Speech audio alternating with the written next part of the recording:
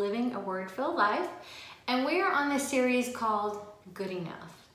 And if ever you feel that you're not good enough, you're not up to par, you're unworthy, nobody appreciates you, nobody loves you, nobody's thinking about you, all of that is a lie from the enemy.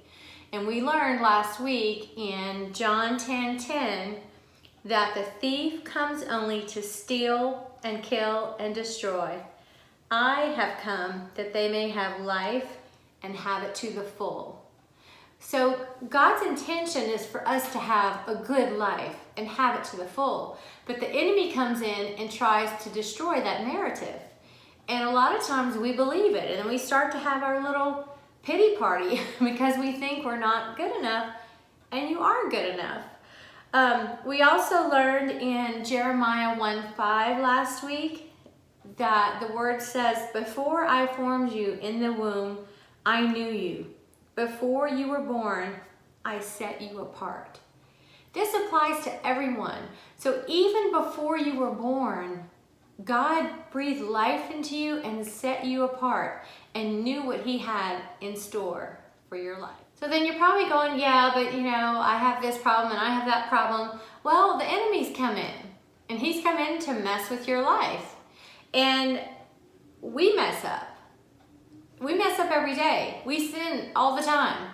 But all you need to do is repent, is go to God, confess your sin, and we learn that He doesn't even remember it after you confess it. And I'll show you 2 verses that backs that up. And we talked about that last week, but we're doing just a little quick review.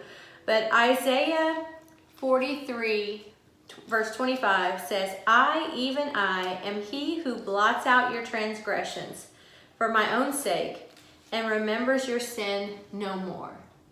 So God says He remembers it no more for His sake. Because if you have children that mess up and do something bad, you don't want to keep bringing that up and keep remembering that and remember them only for that one thing. Well, God's the same way. He said, "I remember it no more." So let's look at another confirmation of this is in Hebrews 8:12. And He says, "For I will forgive their wickedness and remember their sin no more." So that means there is nothing. And what does nothing mean? No thing. There is no thing that you can do, no sin that is big enough that God can't forgive and God can't forget. So just remember that. And that goes the same for when we have to forgive everyone. And those who say, "Oh, I've forgiven, but I'm not going to forget," that's not forgiving. Because once you truly forgive, and I think that this is a model, a role model that God has for us. Once He's forgiven us, He forgets it. And we should do the same. When we forgive people, we need to forget it. Just forget it and let it go, and you move forward. So no, we are not perfect. Nobody on this side of heaven is perfect. The only one who was perfect was Jesus when He came to the earth. And we don't become perfect again until we get over to the other side to heaven. So last week we discussed someone who didn't feel that he was good enough, and it was Jeremiah. And we read last week in Jeremiah chapter 1, verses 4 through 9, that he was telling God, "I can't do this. I'm just a boy. I don't know how to speak." And what did God say? God said, "Don't say that." And then he went on to be over many nations. So you think you're not good enough, but you are. And we're going to take a look at some other nobodies this week and just see how God uses people. God can't use perfect people because perfect people don't exist. So He's stuck with us, but He wants to be stuck with us. He created us. So let's take a look at King David and how all this came to be. God had sent a prophet, Samuel, to go and anoint the next king. So that's where we're going to start. And it's in 1 Samuel chapter 16, verses 6 through 13. So just a little bit of a backstory. Samuel went to Jesse's house. And Jesse is presenting his son to Samuel to see which one of them would be king. So we're going to start, like I said, in chapter 16, 1 Samuel chapter 16, verse 6. When they arrived, Samuel saw Eliab and thought, "Surely the Lord's anointed stands here before the Lord." But the Lord said to Samuel, "Do not consider his appearance or his height, for I have rejected him." The Lord does not look at things that man looks at. Man looks at the outward appearance, but the Lord looks at the heart. Then Jesse called Abinadab and had him pass in front of Samuel. But Samuel said, "The Lord has not chosen this one either." Jesse then had Shammah pass by, but Samuel said, "Nor has the Lord chosen this one." Jesse had 7 of his sons pass before Samuel, but Samuel said to him, "The Lord has not chosen these." So he asked Jesse, "Are these all the sons you have?" "There is still the youngest," Jesse answered, "but he is tending the sheep." Samuel said, "Send for him. We will not sit down until he arrives." So he sent and had him brought in. He was ruddy, with a fine appearance and handsome features. Then the Lord said, "Rise and anoint him. He is the one." So Samuel took the horn of oil and anointed him in the presence of his brothers. And from that day on, the Spirit of the Lord came upon David in power. Samuel then went to Ramah. So what does this say? It says that the Lord looks at your heart. He looks at the heart of people. So in the community, in the natural, all these other guys seem to be more fitting to be a king. But that's not what God's looking at. He knows you. He knows your heart.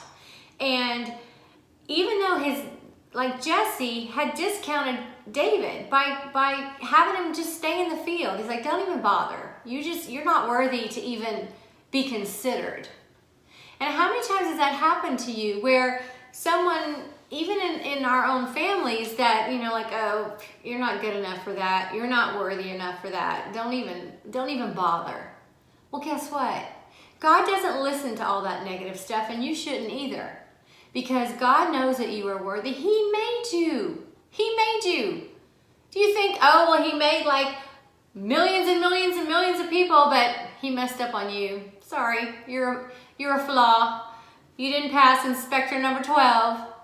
No, he made you. He made all of us. He made us with our personality. He made us with our talents. He made us the way we are. He made us. He knows what he's doing. So even though I try to give him some suggestions at times, doesn't want them, he knows what he's doing. And there's a preacher that I follow. His name is Kevin Zadai, and it's Zadai. You should look him up. He's really interesting. He had some dental work done, and he died and went to heaven. And so now Jesus appears to him randomly. But he said, and he did go to heaven. He's been several times, and he said, there are no suggestion boxes in heaven. Not one. So God knows what he's doing. So even though David was just a shepherd out, getting dirty, doing all the dirty work, God saw him as a king. God said, there's my king. And that's what he's saying over you. There's my king. There's my queen. There's that wonderful creation that I created. And you need to start thinking of yourself that way. So we've discussed this verse before, but when you are feeling these negative thoughts coming at you, or even when people are shooting negative thoughts your way, you need to just transform your mind. And that's in Romans 12:2. And it says, do not conform any longer to the pattern of this world, but be transformed by the renewing of your mind. Then you will be able to test and approve what God's will is, his good, pleasing, and perfect will. So when those thoughts come, you don't accept those thoughts. You transform your mind into God's will. And what is God's will? Well, Jeremiah 29:11 says, for I know the plans I have for you, declares the Lord. Plans to prosper you and not harm you. Plans to give you a hope and a future. So if we quit listening to all the bad stuff coming in and focus on God, we talked about that in the last lesson, you focus on God, And then you'll see that he has a really good life for you if you just let him. We just keep blocking him because we start agreeing with all the negative stuff. So quit blocking God and know that he has good plans for you. Plans to give you a hope and a future and to prosper you. So for the rest of this lesson, we're going to concentrate on the story of Joseph.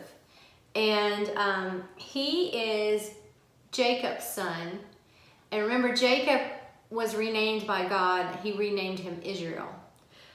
It is in Genesis chapters 37 through 50. And no, I'm not going to read chapters 37 through 50 to you. You're welcome.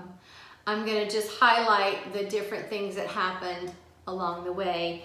And as we're going through this, keep in mind what God is saying, that Joseph is good enough. Regardless of his situation, regardless of his circumstance that he was put in, he was good enough. So the story starts off, Joseph is 17 years old at this point, and we're going to start reading in Genesis chapter 37, and we're going to read verses 3 and 4. Now Israel, that's Jacob, loved Joseph more than any of his other sons, because he had been born to him in his old age. He made a richly ornamented robe for him. When his brothers saw that their father loved him more than any of them, they hated him and could not speak a kind word to him. So, starting off in life, it's not Joseph's fault that his dad gave him this coat and that he was his favorite, but he was persecuted for that. So people get jealous when people are blessed, and people get angry when other people are blessed, and people just get people-y, and it's such a waste of valuable time. If you're always looking at they have this and they have that and I don't have that and I must not be good like they're good, and no, that's not the situation at all. It's not. You need to quit comparing yourself to everybody else. You are good enough. Every single person on this planet is good enough because God made them and he made them good enough. And he gives us choices, and when we make choices that don't line up with his choices, then you repent and you move on and you keep going forward. So sometimes we're in situations where it's not our fault. It's not Joseph's fault that he's in a predicament, or a predicament of favor, if that's even a predicament, with his father, but yet he's treated badly by his brothers. And people are dissing him for his blessings. And you need to get your eyes off of that. You need to get your eyes off of other people, because anything somebody else is doing, any situation that somebody else is in, and if they're blessed, or as my husband and I say, blesseder, if they are more blesseder than you, that is none of your business. You stay in your lane and you do what God wants you to do, and you see that you are good enough. So we're gonna continue the story. Moving on. I'll give you the backstory to just kind of get you caught up so we don't have to read all these different chapters. But Israel had sent Joseph to check on his brothers. And they were out at a battle on the battlefield. And so the dad sent Joseph to bring them some food and to just check on them and to see how they were doing. So let's pick up the story in Genesis chapter 37, verse 19 and 20. Here comes that dreamer, they said to each other. Come now, let's kill him and throw him into one of the cisterns and say that a ferocious animal devoured him.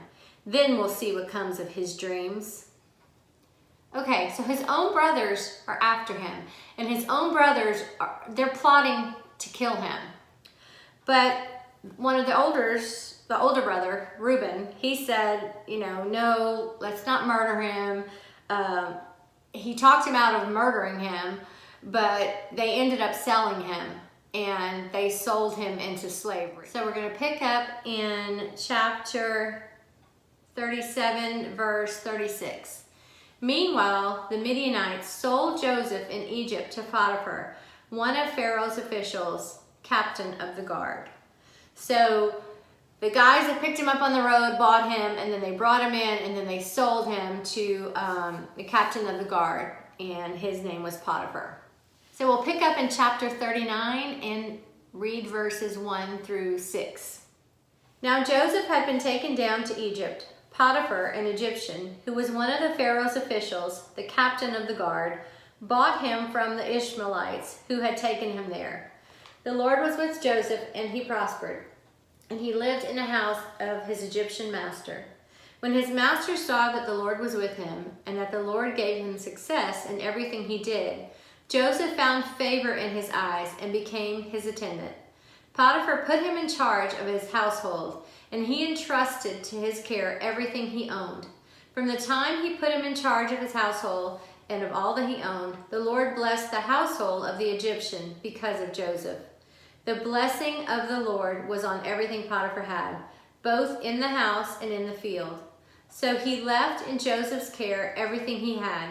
With Joseph in charge, he did not concern himself with anything except the food he ate. So Joseph was good enough. He was good enough to be used by God, and he was a slave. And did he dwell in the fact that he was a slave and, oh, I can't wait to get back at my brothers, just wait, I'm going to take revenge on them? And he didn't have hate in his heart. He had love for God in his heart and forgiveness for his brothers. And what happens when we forgive and we let things go? God can use you for greatness. And even as a slave, what happened is he became promoted. So Potiphar put him in charge of everything in his house.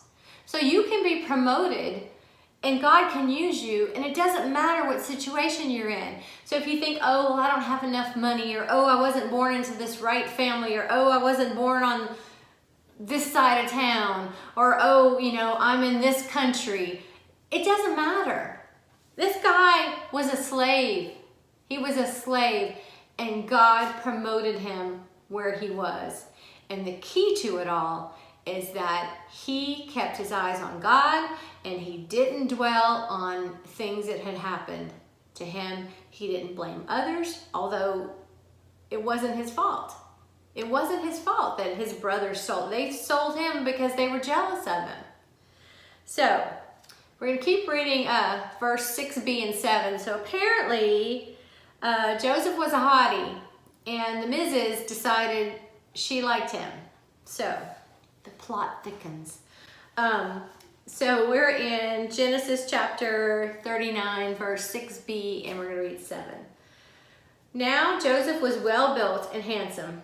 After a while, his master's wife took notice of Joseph and said, "Come to bed with me." Well, Joseph was honorable, and he refused. And she kept on and kept on, and then she made up a story, I guess because of rejection, that he had raped her, and he didn't. And so Potiphar had no choice. It's like he knew deep down that probably wasn't the case, but what was he to do? There were no video cameras back then to see what really happened. So Potiphar had to put Joseph in prison. So he goes from being a slave to being head of the house. Now he's a prisoner and he's in jail. He's in jail over something he didn't do. So is he down there wallowing about, oh, well, first I was a slave and my brothers did it because they were jealous, and I was doing a good job, and the lady lied, and so now I'm in prison. Was he dwelling on that? No. He was doing the best job with what he had, and when you do the best with what you have, God just keeps promoting you, and he kept promoting him. So we're going to pick up in Genesis chapter 39, verse 20b through 23. But while Joseph was there in prison, the Lord was with him. He showed him kindness and granted him favor in the eyes of the prison warden. So the warden put Joseph in charge of all those held in the prison, and he was made responsible for all that was done there. The warden paid no attention to anything under Joseph's care, because the Lord was with Joseph and gave him success in whatever he did. So, are you good enough? This prisoner was good enough. When he was a slave, he was good enough. So you've got to keep your eyes on Jesus. Keep your eyes on God. And everything it works its way out. What happens is the enemy comes and he's trying to distract you. And he's distracting you with things that people are saying about you, or things that you're feeling about yourself, or you're in condemnation, or, oh, I'm not good enough, I'm not worthy enough, and that doesn't happen to me, that only happens to good people. That's not the truth. It's not. That's just the enemy. As my mom used to say, yang. The enemy is yang in your ear and trying to get you to believe all those lies. So, okay, remember when Joseph's brothers were making fun of him and they were saying, oh, that dreamer, because he had dreams and he would interpret the dreams. Well, that dreamer got him from the prison in front of Pharaoh, because Pharaoh had a dream that he couldn't interpret and somebody from the prison recommended him. So, but just to highlight one more time that he was promoted once again. He was promoted as a prisoner. He was promoted as a slave, and he was promoted as a prisoner. So if you get your eyes off your circumstance and quit complaining about it and just keep your eyes on Jesus and watch him, see what he'll do in your life. But it starts with forgiveness, and it starts with you knowing that you are good enough, that God made you and he has a plan for you. So we're going to pick up the story again in Genesis chapter 41, verses 39 through 43. Then Pharaoh said to Joseph, since God has made all of this known to you, there is no one discerning and wise as you. You shall be in charge of my palace, and all of my people are to submit to your orders. Only with respect to the throne will I be greater than you. So Pharaoh said to Joseph, I hereby put you in charge of the whole land of Egypt. Then Pharaoh took his signet ring from his finger and put it on Joseph's finger. He dressed him in robes of fine linen and put a gold chain around his neck. He had him ride in a chariot as his second in command. The men shouted before him, make way. Thus he put him in charge of the whole land of Egypt.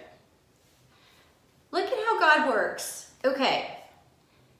Joseph had this coat that his dad had made him, this special robe. It was taken from him by his brothers. And they used it, they dipped it in blood and gave it to the dad and said, look, these animals attacked him and killed him. So his robe was taken from him. And it was very special to him because his dad had given that to him special. So God keeps track of those little things. And what happened as he's progressing, now he went from being a prisoner, now he's the governor of Egypt, second in command only to Pharaoh. But look what God did. See, God doesn't forget. He doesn't forget those little details. He knew that robe was special to Joseph, but he got a better robe. He got a better robe. And that's what God does. So if he was back there still whining because they took his robe from his dad, he would have never been able to move forward. So you gotta let those things go. And God remembers. And if you let him, he'll bring those things back to you because he remembers. He knows. He knows the desires of your heart. He knows what you enjoy. He knows what you like. He knows what you want. He put those desires in you when he made you. So Joseph didn't dwell on the robe. He didn't dwell on all the things bad that happened. He kept moving forward. And what happened? God rewarded him, and he gave him a better robe than the robe that he had, because this robe came with power, and this robe came with prestige. And now the people that mocked him last time because he had that robe, they're not laughing anymore. So we're going to continue on with the story. So I'm going to give you the backstory to get us caught up. There was a famine in the land, and through the dream, God had given Pharaoh, Joseph interpreted that dream, and they came up with a plan. So they were the only ones in the land that had grain because they were spared because of Joseph's plan that God had given him through the dream.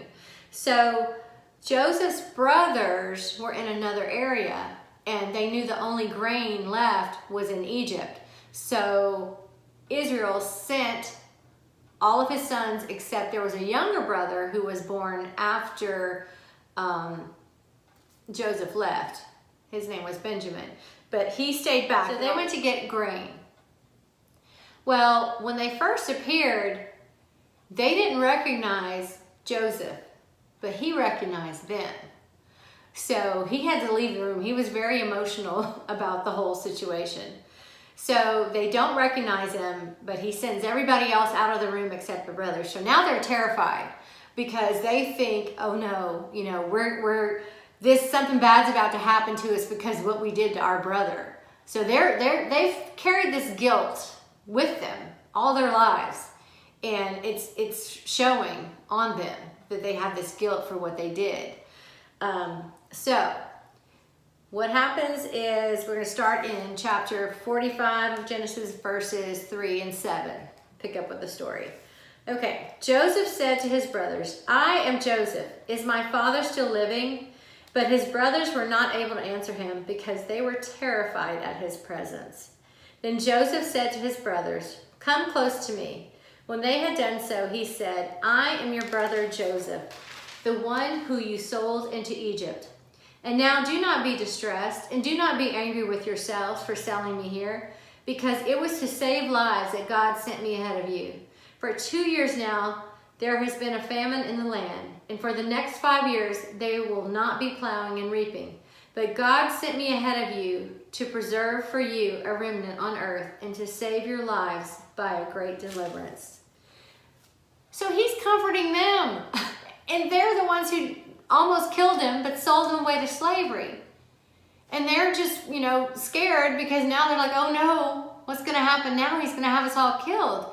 But forgiveness forgets, just like God forgets our sins when we repent. Forgiveness opens up this whole new world for you. It really does. And so he's consoling them, which is kind of funny.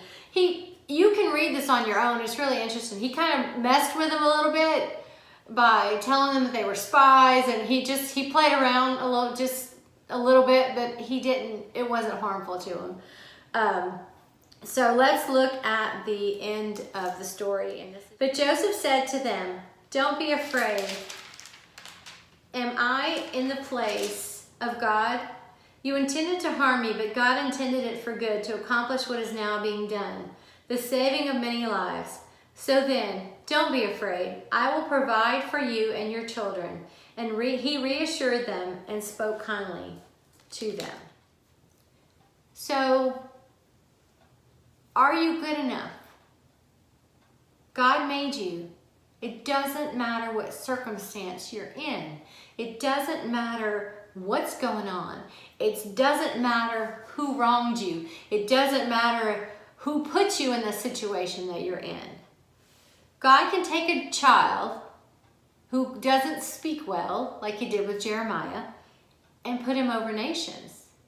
He can take a shepherd boy who is despised by his brothers and turn him into a king.